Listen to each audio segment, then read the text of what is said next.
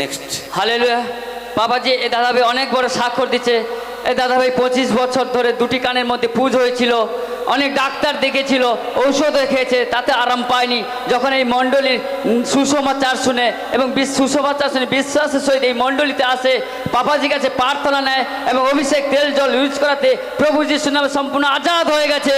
বলে hallelujah. Hallelujah. হ্যাঁ, এই ভাইয়ের আমরা স্বাক্ষর শুনবো। হ্যাঁ বলো। মণ্ডলী সবাইকে জয় যিশু, পাপাজিকে জয় যিশু। আমি দীর্ঘ 25 বছর ধরে আমার এই দুটো কানের মধ্যে পুজ হতো আর কি, আর মাথা ভারী হয়ে থাকতো। এখান থেকে তেল আর জল ইউজ করার পরে আর প্রার্থনা নেওয়ার পরে এখন সম্পূর্ণ আর সুস্থ আছি। বলে হালেলুয়া। কোথা থেকে এসেছো? আমি আদ্রা দেখতে আসছি। আন্দলা, ওটা কোন থানা? ওটা খড়গপুর লোকাল। খড়গপুর লোকাল থানা। বলে হালেলুয়া। কি ছিল, কি প্রবলেম ছিল বলো? প্রবলেম ছিল দুটো কানের মধ্যে পুজ ধরতো। কত বছর ধরে? আজ 25 কতদিন? বছর ধরে। 25 বছর 25 বছর ধরে। ধরো শোনো, বিভিন্ন জায়গায় ডাক্তার। Stop stop stop. হ্যাঁ, এক মিনিট। বলছে 25 বছর ধরে। কত বছর? 25 বছর। আচ্ছা, 25 বছর কি বসেছিলে না ডাক্তার কাছে গিয়েছিলে? না, ডাক্তার দেখিতাম।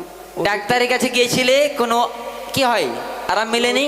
ভালো হতো, আবার এরকম হতো। ভালো হয়ে যেত, আবার কি হতো, এক সপ্তাহ পর আবার শুরু হয়ে যেত। সম্পূর্ণভাবে সুস্থ ছিলে না? এখানে কতদিন আসতেছ এই মণ্ডলীতে? এখানে প্রায় 4-5 মাস। 4-5 মাস।